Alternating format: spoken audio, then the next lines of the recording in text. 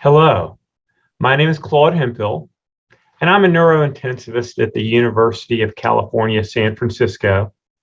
And I appreciate the opportunity to come together with you today to tell you about the Curing Coma campaign of the Neurocritical Care Society. Because our focus is improving outcomes for patients with disorders of consciousness. But let's start with a case. A 56-year-old man with high blood pressure developed acute onset of left-sided weakness and progressed quickly to coma. He has a Glasgow Coma Scale score of 6, and this is the breakdown. Eyes score of 1, verbal score of 1, motor score of 4. And on the left-hand side, you see he has an intracerebral hemorrhage on this CAT scan that is in the right basal ganglia, causing right to left shift and herniation, and he has intraventricular hemorrhage. So the question is, what does his family ask you or me as the intensive care doctor or neurologist or emergency medicine physician or neurosurgeon, whatever role we're playing? Do they ask, tell me about the clinical trials of minimally invasive surgery? What about iron-related perihematomal injury? No. What they ask is, will he survive? Will he wake up? And what will his cognitive function be? And what can we do to improve his chances of surviving and waking up with acceptable cognitive function? Because the diagnosis, prognosis, and treatment of coma and impaired consciousness, DOC, disorders of consciousness, is really the central focus of neurocritical care across diseases, whether we're talking about traumatic brain injury, stroke, encephalitis, hypoxic ischemic brain injury, or others. But let's think about how we prognosticate coma in our current state. We generally do it based on phenotype, what the patient looks like in front of us, our neurologic examination.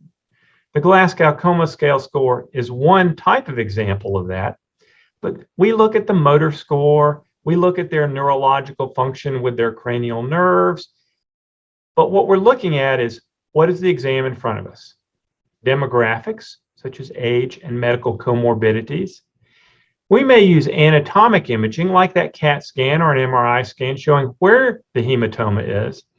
And then there actually are a lot of mathematical models developed based on this. Examples include the impact model for traumatic brain injury or the ICH score for non-traumatic intracerebral hemorrhage. But the point is, these all just basically use what the patient looks like on their neurologic exam, what the scan looks like generally, like where's the lesion and how big is it, and then some other factors. We do have a problem, and it's called the self-fulfilling prophecy. The question is, how good are we at prognosticating outcome in individual patients? And it turns out that if we want to have a general idea, can they walk or not at 6 months, many studies have found we're probably right about 4 out of 5 times. But that doesn't really tell us much in terms of what about this individual patient? Because if we're wrong 1 out of 5 times, that's a big problem. And it also doesn't tell our patients or families what the trajectory is going to look like to get to that outcome. So the self-fulfilling prophecy of poor outcome in neurocritical care happens when care is limited due to a presumed poor prognosis in a patient that can and would recover. And we've seen this due to early do not resuscitate orders in intracerebral hemorrhage, problems with heterogeneity in care for traumatic brain injury in Canada, but this is really a pervasive theme in neurocritical care across all conditions. And even if you are in a location or a culture that doesn't practice a lot of withdrawal of support, even making decisions of which patients to care for aggressively and which patients to perhaps withhold certain interventions or be less aggressive even in nursing care. This is the self-fulfilling prophecy. And why aren't we better than that? Well, we're probably because we are currently assessing what the patient looks like rather than the underlying true biological mechanism of coma or impaired consciousness and the capacity of their brain to recover. But there have been a number of studies recently, and this is a study from over 10 years ago now, that really challenged this thinking. This was a study in the New England Journal of Medicine in which a number of investigators took 54 patients with a number of different diseases. Some had traumatic brain injury, others had stroke, but they were in vegetative or minimally conscious states, so they were not responsive on clinical exam, and they assessed them with functional MRI, found that 9% of them actually had awareness. They were not responsive on exam, but they were responsive in their brain if sophisticated imaging was done. And just 3 years ago, Jan Claassen at Columbia University in New York took 104 patients who were unresponsive, once again, across a number of different diseases, not just one disease, and assessed them with a specific machine learning EEG paradigm, and found that 15% of them had what's called cognitive motor dissociation. This means that they were not clinically responsive, but their EEG was responsive. And for those patients who had CMD, cognitive motor dissociation, they had a much higher likelihood of a more favorable outcome. So where are we now with so-called curing coma? Well, we're going to say that recovery of meaningful consciousness is usually the most important outcome for patients and families. And we probably come about as far as we can with standard prediction models. We're wrong an unacceptably high amount of the time, and in the ICU, we do not use or really even have treatments focused on mechanism of coma and impaired consciousness and its recovery. And there's also a disconnect between the science and the care that happens in the intensive care unit setting and in the subacute, post-acute rehabilitation and recovery setting. So the Neurocritical Care Society 3 years ago developed the Curing Coma campaign to really focus on two interrelated goals: to advance the science of acute disorders of consciousness on identifying and testing therapeutic interventions, and to build an enduring community of medical providers, scientists, and advocates to test this and implement these advances. There is a role for everyone in the Curing Coma campaign, and the Neurocritical Care Society put some initial money behind it. And when we think about curing coma, let's not get too focused on the specific, precise definition that some may use for coma itself. We're really talking about disorders of consciousness and disordered consciousness across all these diseases at different levels, because this is what we do. This is the problem our patients face, whether you're a researcher or a clinician. And recovery of consciousness and cognition is a common theme across all these diseases. And it may turn out that there's a common underlying mechanism in treatment for this coma or disordered consciousness that's not dependent on whether it's a traumatic brain injury or a stroke or another condition, but that's dependent on what the underlying mechanism is. So our definition for the Curing Coma campaign of curing coma is promoting recovery of consciousness through early intervention and long-term support. And this is a big undertaking. Here is a 10-year scientific roadmap. On the left side, there are aspects related to discovery science, clinical trial readiness, and developing and implementing these treatments. And there's a lot of different parts to this. We see the National Institutes of Health common data elements, which we'll talk about shortly. But even just understanding the unmet needs, focusing on the mechanisms, prognostication tools, trajectory, pilot studies, validating biomarkers. This is a long task. And if this is our 10-year roadmap, we're about 2.5 years into it. So what's going on with the Curing Coma campaign? Well, one of the first things we did was to have our Scientific Advisory Council meet and really frame these initial scientific challenges. And they framed it under 3 big pillars. Endotyping. What is endotype? Well, phenotype is what a patient looks like, And endotyping may be underlying that why they look that way. So endotyping, biomarkers, ways, it could be clinical tools, it could be imaging, electrophysiology, serum, other biomarkers that can look at the endotype and identify that and help us track the disease and recovery. And then proof of concept clinical trials. The idea that we don't want to just describe things, we need to now take this information about endotyping and biomarkers and test new interventions. So some specific efforts of the Curing Coma campaign so far are understanding the gaps in research knowledge. And so we've done this by having 2 National Institutes of Health symposia organized in the US, but worldwide available. Both of these were virtual because of where we were in COVID in 2020 and 2021. We published the results of these, and I'll show you shortly. We've also published several papers looking at gap analyses in a number of different aspects of this, because the first thing we have to do to advance the science is understand the gaps. Common data elements are a tool to have standardized ways of collecting information in clinical research. And these are being developed through the National Institutes of Health and the Neurocritical Care Society. Big team working on this. Dr. Masao Nagayama happens to be on one of my common data elements teams, and we're working together on this. Then prospective studies involving providers, medical providers, could be doctors, nurses, others, but also patients, and come together as a study that's been completed to look at providers' understanding of coma and what they use to evaluate patients. And then the COMPOSE study is a planned study. It's going to be a patient level study to really track observationally patients in coma and worldwide. That's going to be coming later this year. And then hopefully something you may have heard about, but if not, I'll tell you more, World Coma Day. So these are the cover pages for the proceedings of the first and second NIH Symposium on Curing Coma.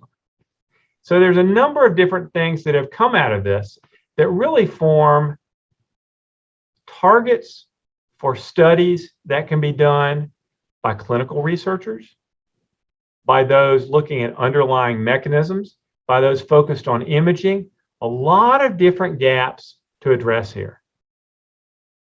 And these are gap analyses that also came out of the Curing Coma campaign. And each small group worked on these to identify classification, new classification, mechanisms, understanding prognostic modeling and trajectory. What is the trajectory of a patient's recovery? And then therapies to restore consciousness. So all of these sort of work together, but have individual gaps that need to be addressed to move the science forward. It's exciting. It's also daunting and very challenging. So what are some of these gaps in research for curing coma? Well, these are just a small number of them, but ones I pulled out of the NIH Symposia and those gap analysis papers. We've got to better develop a mechanistic understanding of the underlying endotype for coma and disorders of consciousness. Biomarkers that I mentioned that inform on the capacity for and the state of patient recovery. The need for that common research language, the common data elements, which are currently undergoing development. How do we best facilitate communication regarding prognosis with families? This is an understudied area, and the way we work with our families is very, very important in these patients, both in the early acute setting in deciding how we're going to care for them, but also in preparing them for the next steps, because sometimes it can be quite a long road for recovery. Most of the data sets that exist currently for patients with coma and disorder of consciousness are small. They do not necessarily capture the heterogeneity of the disease with sufficient numbers that we can then use that heterogeneity to understand specifics. trajectory of recovery is not sufficiently understood in order to optimize timing of interventions. It may be that an intervention could be done on day 1, but it's better done on day 21 because of the state of the patient. We need to understand that better. And then there are other aspects that turn out to be important, like governmental policies for payment, which do not always support aggressive long-term care for patients. This may not be a problem in Japan. It is a problem in the United States and some other parts of the world. And then the need for assessment and treatment tools that can be used in a range of resource environments. If all we develop are very high-end functional neuroimaging tools, that may not be sufficient for other countries where those tools are not as readily available. So we need to look across that spectrum. So these are just a few of the gaps that have been identified and are beginning to be addressed. So what about the science? Well, our patient at the beginning of the talk had a right basal ganglia intracerebral hemorrhage. And as neurologists, at least, we're used to thinking about localizing where the lesion is. But it turns out with consciousness, the lesion may not necessarily be right where you see it on the scan. The lesion may be in the circuit where everything is connected. And this is important because this mesocircuit model of consciousness in brain injury that integrates the thalamus, the basal ganglia, the cortices, and how this works. If we interrupt the circuit at any point, we may move from someone who is healthy to someone who is acutely comatose. And this imaging study from functional MRI by Dr. Zach Threlkeld, who's currently at Stanford University, shows the difference in looking at these networks across different states, including those that have recovered. And here's an example of a case from Brian Edlow at Massachusetts General Hospital, a 29-year-old man with severe traumatic brain injury who was minimally conscious on day 7. And on the left, we see a healthy control, and we see the ventral tegmental network connections. And even though on the right, they are obviously not as robust, they're still intact. And this particular patient, who looked very bad 1 week after the TBI, was functionally independent at 6 months because the networks were intact and there was the capacity to recover. We've got to understand this and leverage this. And then outreach, building the community. Who's in this community? Well, it could be scientists engaged in coma research, acute care, recovery. But if you are a medical provider who takes care of patients like this in any setting, ICU, emergency department, rehabilitation and recovery, you see this every day. This is part of your experience, and you're part of this community. Patients and families are the center of this for education and advocacy. Funders and supporters to empower research, education, and outreach. See, this community, this is global. This is global. And that's why we're talking today. Thank you for being here. So I did want to tell you about the Come Together study. I mentioned this study. This was a provider study. Hopefully some of you participated in this. 258 healthcare providers in 41 countries. And we looked at how different providers define coma. And what are the most common etiologies? What are the tools they use? This gives us a baseline of understanding the scope of things. And the Compose study, as I mentioned, is going to begin later in 2022. It's going to be worldwide, following patients with coma and their recovery. And then I did mention World Coma Day. We love World Coma Day. World Coma Day has turned out to be a lot of fun. We started it in 2021 as a way during the pandemic to bring folks together. And really, it's turned out to be a wonderful opportunity for us to interact. So World Coma Day is a 24-hour virtual webinar with education, science, and family advocacy. The first one had over 1,200 registrants in 70 countries represented. And now here you see the second one, which we just had a few months ago, over 1,500 registrants. And that is the map of 100 countries, including Japan, represented with folks that attended and took part in World Coma Day. World Coma Day is on March 22nd every year. So Here's the link. You can go there now and watch shout-outs. Shout-outs are opportunities for intensive care units and rehabilitation units and research labs and patients and families to tell what they think about curing coma. Watch content for prior World Coma Days and get ready for World Coma Day 2023. It'll be March 22nd, 2023. So this is our pathway towards curing coma. We're in the infrastructure building phase. We're developing databases, clinical trial standards, common data elements. That's what CDEs are. And our collaboration that we're working on today towards discovery, because what we're really focused on is the caring of patients with these conditions.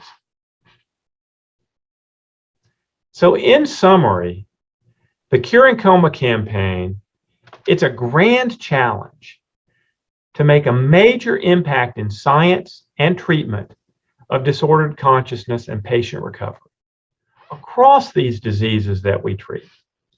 But there are two main aspects that really provide a place for everyone: science and community. This is going to take time. If the problem was easy, it would have been solved long ago. It's going to take time and require all of us working together. So I invite you, if you haven't already, to join the Curing Coma campaign. You can go to the website here. It's part of the Neurocritical Care Society, and be part of World Coma Day, the COMPOSE study and other future studies, quality efforts that we're going to be starting, scientific working groups, or patient and family education. I really look forward to working with you on this. It's exciting and it's meaningful for our patients. Thank you very much.